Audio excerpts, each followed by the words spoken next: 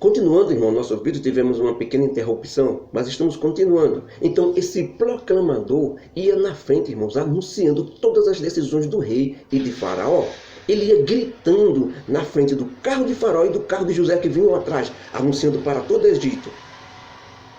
Todo o Egito, na capital Menfis, e apontando para José, dizendo: ajoelhem diante do governador de toda a terra do Egito. E à medida em que José passava, todo o povo do Egito se inclinava na frente de José, o reverenciando como se fosse um rei, monarca. É claro, irmãos, que isso nos lembra dos sonhos que José teve, né, irmãos? Que este teve quando ainda estava com seus irmãos lá em Canaã. Pois é um gostinho da vitória se aproximando e só está começando. Para quem sempre foi fiel a Deus no bom e no ruim, irmãos. No pouco e no muito, na fartura e na miséria, sempre fiel a Deus. Essa é a mensagem. Depois que todos retornaram para o palácio, Faraó diz a José: eu sou Faraó, porém sem tua ordem, José, a partir de agora, ninguém levantará uma mão ou um pé em toda a terra do Egito. Ufa! Os irmãos podem imaginar como José está neste momento? Como está seu coração? Realmente é algo impensável a situação do coração, a mente e a alma de José, por tudo isso que Deus está fazendo com ele. E fará ainda mais. Ele mudou, Faraó muda o nome de José para todos os egípcios. Como o povo egípcio conhecia José como Zafenate-Parneia. Em egípcio, esse nome significa Salvador do mundo. Era o nome que os egípcios davam ao profeta do deus falso Delfos, muito adorado ali no Egito, na idolatria. Já no hebraico, a língua de José, a língua do povo de Deus, que é a sua língua israelita, esse nome que Faraó deu significa Deus fala, ele vive. E o nome José no hebraico, transliterado, significa Yahvé, ou Jeová, ou Deus acrescenta. E ainda mais, Faraó deu a sacerdotisa Asenate como esposa para José. Asenate era filha de Potifera, que era o sacerdote Mor, uma das mais altas dignidades eclesiásticas sacerdotal de todo o Egito da época. Nesse momento, irmãos, José, que antes estava com 17 anos, quando chegou como escravo no Egito, agora como governante de todo o Egito, ele está com 30 anos, ou seja, 13 anos já se passaram desde que ele chegou como escravo e servo de Potifar ali no Egito. Tornou-se mordomo de Potifar, preso no cárcere do Egito, organizador do cárcere do Egito, até agora como novo governador do Egito. E logo depois, José foi à luta, pois não podia perder tempo. Os 7 anos de fartura já tinham começado e precisava ser ágil.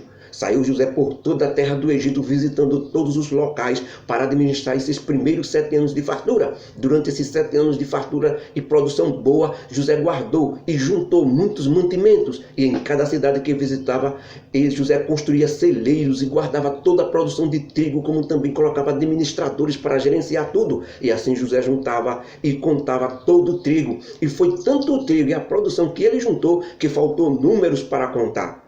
Os egípcios não tinham no alfabeto numérico números superiores àquilo tudo que José estava juntando, de tanta fartura que teve em todas as cidades do Egito e seus arredores. E José fez tudo isso exatamente assim. Ele era, sem dúvida, um excelente administrador e um estadista intocável em tudo que fazia. E antes mesmo de chegar os 7 anos de fome sobre toda a região da terra do Egito e região da terra de Canaã, José teve 2 filhos com sua esposa Asenate, filha de Potifera. O primeiro filho primogênito do sexo masculino foi Manassés, um nome hebraico que significa esquecimento, ou aquele que está entregue ao esquecimento. Por que José deu esse nome? Porque ele pegou Manassés nos seus braços e disse: Deus me fez esquecer de todo o meu trabalho e sofrimento, de toda a minha amargura que passei na minha vida, como também da casa de meu pai Israel, lá em Canaã. E o segundo filho, também do sexo masculino, José deu o nome de Efraim. Esse é também um nome de origem hebraica, pronunciado como Reparim, que significa frutífero, fértil, ou aquele que se multiplica. José colocou seu segundo filho nos seus braços, chamado Efraim, e disse: Deus me fez crescer na terra da minha aflição e sofrimento, que é o Egito. Bem, irmãos, É muito bom gravarmos esses dois nomes, Manassés e Efraim, porque eles se tornarão duas tribos quando a nação de Israel, junto com Moisés, deixarão a terra do Egito depois de destruir o reino de Faraó. Então vão sair 13 tribos de Israel em vez de 12 tribos de Israel, porque a tribo de José não existirá mais e se dividirá em duas, que são esses dois filhos de José, Manassés e Efraim. E quando essas 13 tribos, com Josué no comando, entrarem na terra de Canaã e dividirem a terra em 12 estados, a tribo de Levi, que é a tribo sacerdotal, não ganha terra na divisão, porque a tribo de Levi vai habitar no meio das 12 tribos de Israel.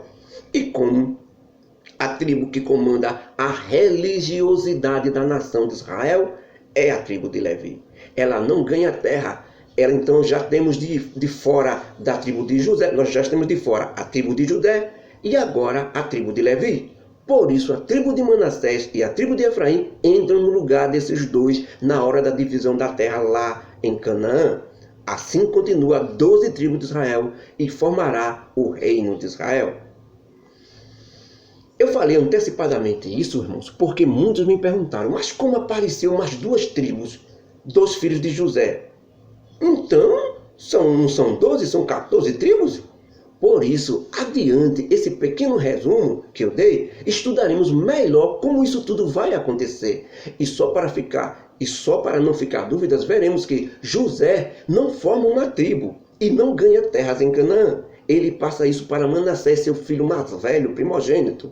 E Levi, um dos filhos de Israel, não ganha terras em Canaã porque se torna uma tribo sacerdotal. Ou seja, essa tribo habitará no meio das 12 tribos de Israel na terra de Canaã, ensinando a lei de Moisés, a lei de Deus ao povo de Israel. Por isso, a tribo de Levi não ganha um estado lá na terra de Canaã, ou um pedaço de terra de Israel, que foi dividida por 12 tribos por José. Então, esse estado, ou pedaço de terra da tribo de Levi, passa para Efraim, o outro filho de José, que forma essa tribo.